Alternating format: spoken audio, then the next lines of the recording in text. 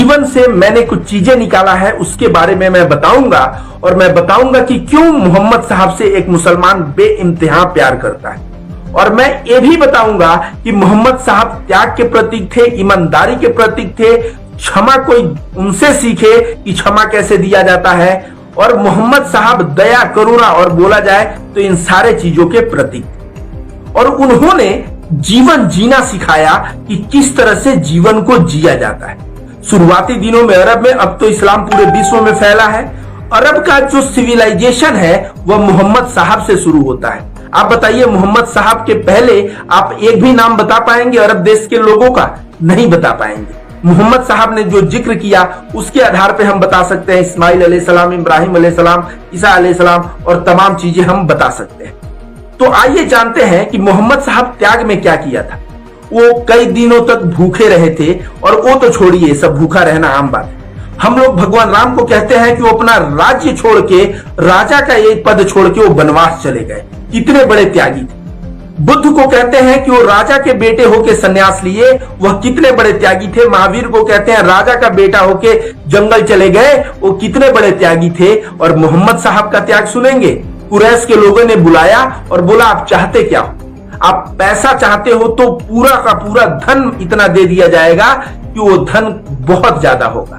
अगर तुम नाम चाहते हो आप, तो आपका बहुत ज्यादा नाम ये किया जाएगा। उन लोगों ने कहा कि अगर आप चाहते हो पद, तो आपको हम लोग कबीले का सरदार बना देंगे और आपसे बिना पूछे एक पत्ता तक नहीं हिलेगा। मोहम्मद साहब का जवाब क्या था पता है? मोहम्मद साहब ने कहा कि तुम एक हाथ में चांद और दूसरे हाथ में सूरज रख दो तो भी मैं जो कर रहा हूं उस चीज को करूंगा। मेरा ईमान जो है, सोचिए कितनी बड़ी ईमानदारी वाली बात है कि आज तो लोग जो है 2 कौड़ी में बिक जाते हैं। ये नुपुर शर्मा और ये सब जो देखा जाए, यति नरसिंहानंद, ये 2 कौड़ी वाले लोग हैं। 2 करोड़ का घोटाला यति नरसिंहानंद किया। तो समझिए कि क्यों आखिर मुसलमान इनसे इतना प्यार करता है। बताइए, इतना बड़ा त्याग का प्रतीक कभी आपने देखा है? दूसरा बात आते हैं, मैं पढ़ रहा था कि जैसे बोला जाता, मुसलमान कहते हैं अल्हम्दुलिल्लाह। अल्हम्दुलिल्लाह मतलब होता है सारी तारीफें अल्लाह को। तो बोला जाता है कि जो व्यक्ति कृतज्ञ रहेगा वह व्यक्ति ज्यादा खुशहाल रहेगा। एग्जाम्पल के तौर पे हिंदू धर्म कहता है कि कृतज्ञता मतलब स्वर्ग और आरोप मतलब नर्क। मुसलमान पता है, मोहम्मद साहब की जिंदगी में पढ़ रहा था तो शुरुआत के दिनों में एक आया जिसमें इब्राहिम अलैहिस्सलाम आते हैं इस्माइल अलैहिस्सलाम के घर, और वहां आते हैं तो उनकी पत्नी रहती है और उनके पत्नी से पूछते हैं पति कहाँ है तुम्हारा? वो कहती है बाहर गया हुआ है। तो पूछते हैं तुम्हारा जीवन कैसा चल रहा है? तो कहती है अरे मेरे जीवन में बहुत आर्थिक कमी है, बहुत तंगी चल रही है, और 10 तरह की कमियां गिनाती है, आरोप लगाती है। वो कहते हैं कि जब इस्माइल आए तो उनको कह देना कि उनके दरवाजे का चौखट बदल दे।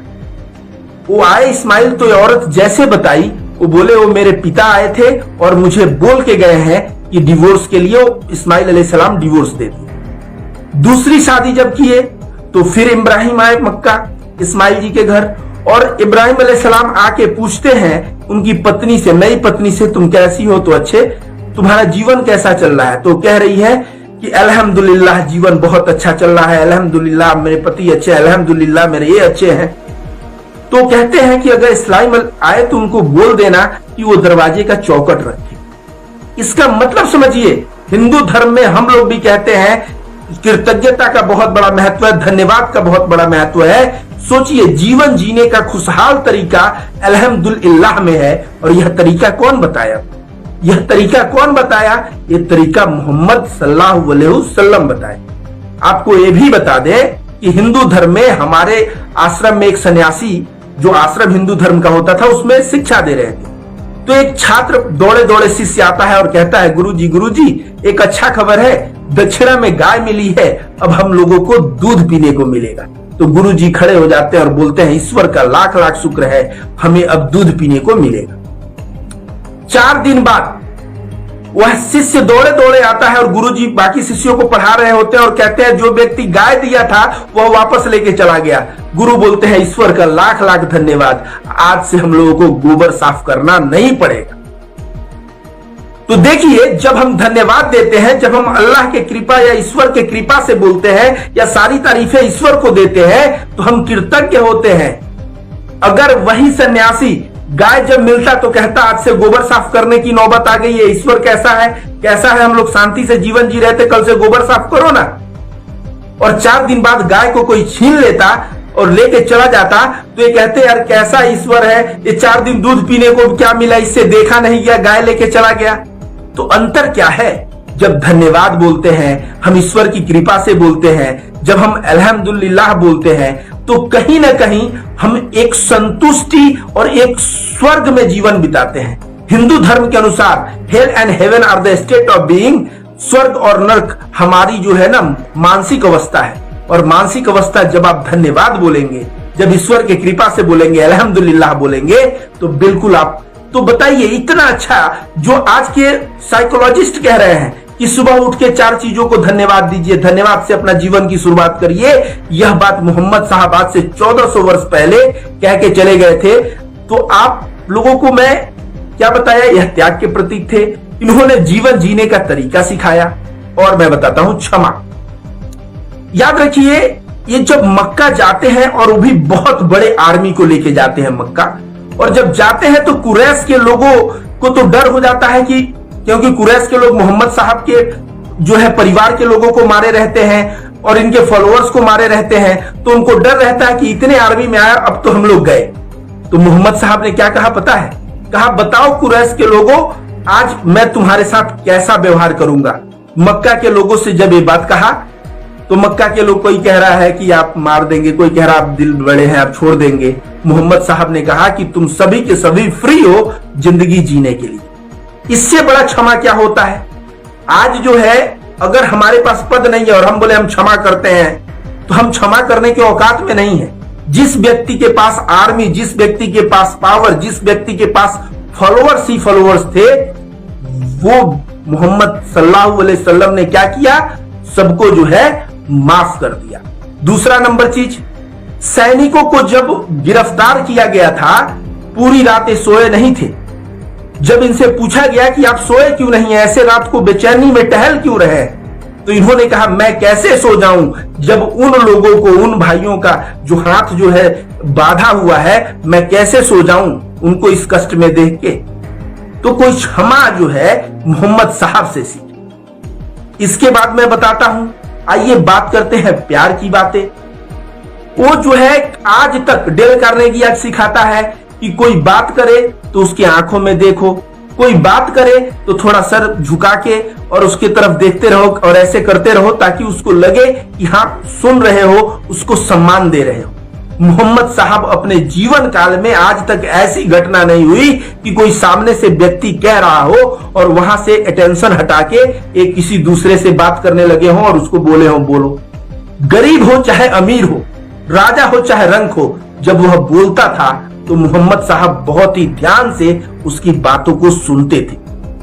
आज जो डेल कार्नेगी बता रहे हैं, ये मोहम्मद साहब बहुत दिन पहले बता के चले गए।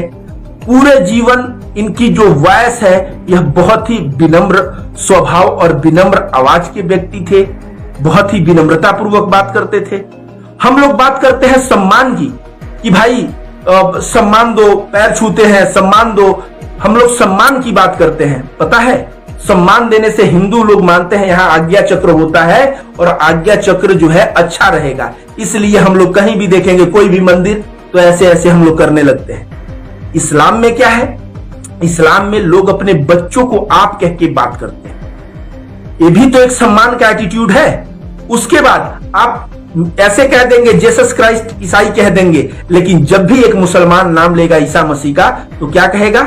ईसा अलैहिस्सलाम, इब्राहिम अलैहिस्सलाम, इस्माइल अलैहिस्सलाम।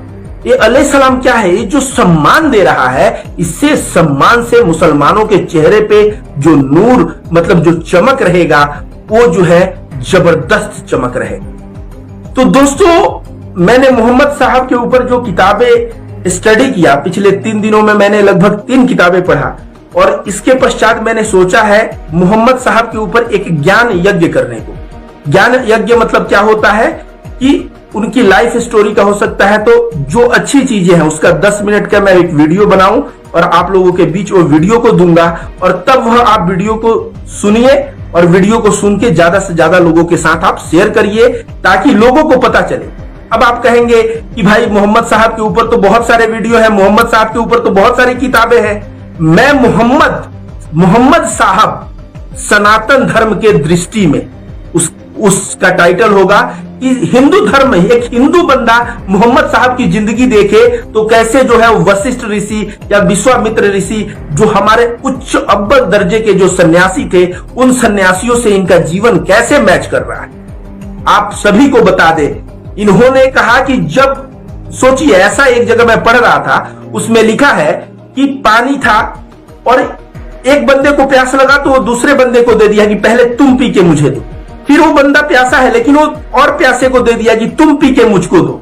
इस तरह का त्याग जो है ना, और बाबा साहब अंबेडकर भी बहुत बड़ी बात लिखे, वो लिखे हैं कि किस तरह से इस्लाम के लोगों ने पूरे विश्व के अलग अलग जगहों पर राज क्यों किया पता है? क्योंकि जो बंदा इस्लाम से जुड़ जाता था ना, उसके लिए पूरा का पूरा कौम खड़ा हो जाता था और जो है वो अकेला महसूस नहीं करता था, और इसलिए जो है वे लोग जो है पूरे विश्व में अगर देखा जाए तो अलग अलग जगहों पे राज किया है।